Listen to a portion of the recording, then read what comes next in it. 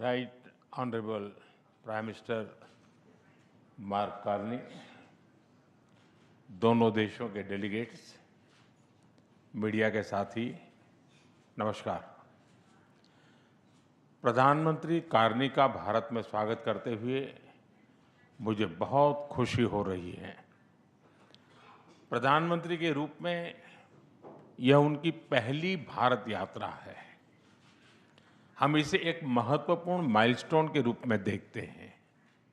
पिछले वर्ष कनाडा में आयोजित G7 बैठक में उन्होंने मेरा और मेरे डेलीगेशन का गर्मजोशी से स्वागत किया था। आज उसी आत्मीयता से उनका स्वागत करना मेरे लिए सौभाग्य की बात है। दुनिया में बहुत कम लोग हैं जिनके सीवी में दो देशों की सेंट्रल बैंकिंग लीडरशिप लिखी हो।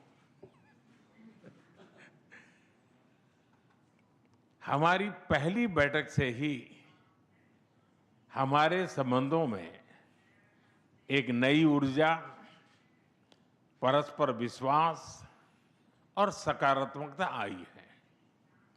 सहयोग के हर क्षेत्र में बढ़ते मोमेंटम का श्रेय मैं अपने मित्र प्रधानमंत्री कार्नी को देता हूं। फ्रेंड्स, भारत और कनाडा लोकतांत्रिक मूल्यों में अटूट विश्वास रखते हैं। हम डाइवर्सिटी को सेलिब्रेट करते हैं। मानवता की भलाई हमारा साझा विजन है।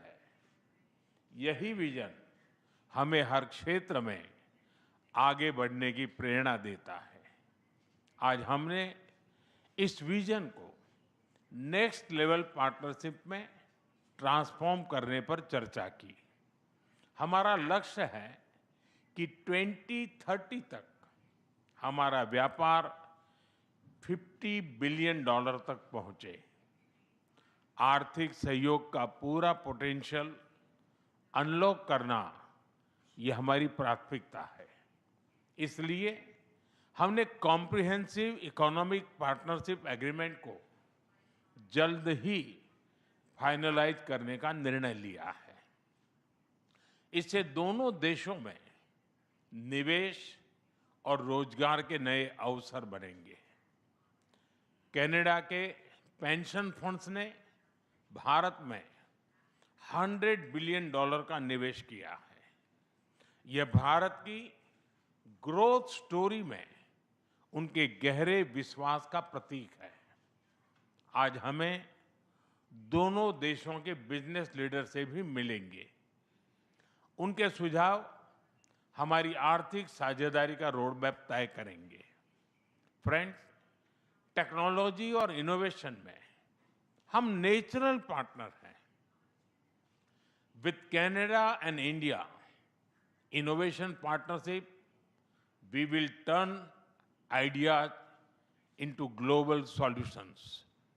पिछले महीने भारत में हुई AI इम्पैक्ट समिट की सफलता में कनाडा के बहुमूल्य योगदान के लिए मैं प्रधानमंत्री कार्नी का आभार व्यक्त करता हूं।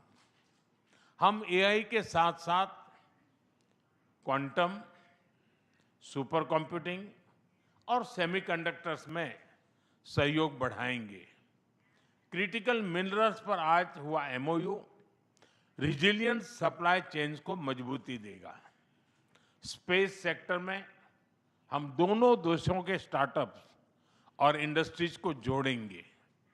फ्रेंड्स, प्रधानमंत्री कार्नी के लिए एनवायरनमेंट कोई अलग एजेंडा नहीं, बल्कि इकोनॉमिक स्टेबिलिटी का हिस्सा रहा है।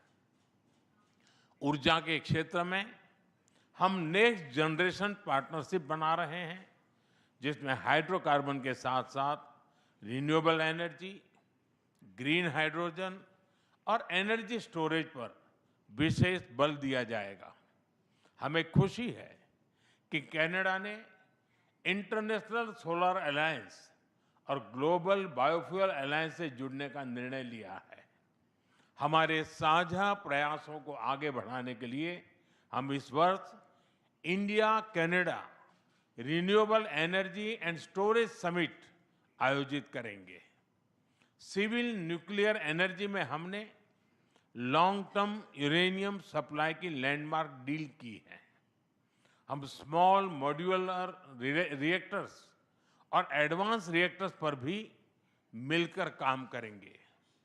कृषि में वैल्यू एडिशन, एग्री टेक्नोलॉजी और खाद्य सुरक्षा हमारी साझा प्राथमिकताएं हैं। इस दिशा में भारत में India Canada pulse protein centre of excellence स्थापित किया जाएगा।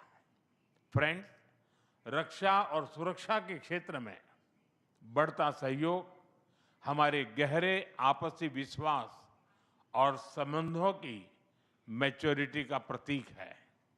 हम defence industries, maritime domain awareness और मिलिट्री एक्सचेंजेस बढ़ाने पर काम करेंगे। इसी उद्देश्य से आज हमने इंडिया कनाडा डिफेंस डायलॉग की स्थापना करने का निर्णय लिया है। Friends, people to people ties हमारे संबंधों की असली ताकत है। आज हमने इन्हें और मजबूत करने के लिए कई महत्वपूर्ण निर्णय लिए हैं।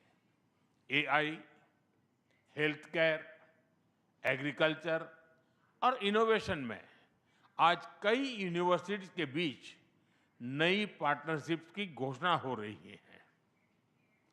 हम कनाडा की यूनिवर्सिटी द्वारा भारत में कैंपस खोलने पर भी सहमत हुए।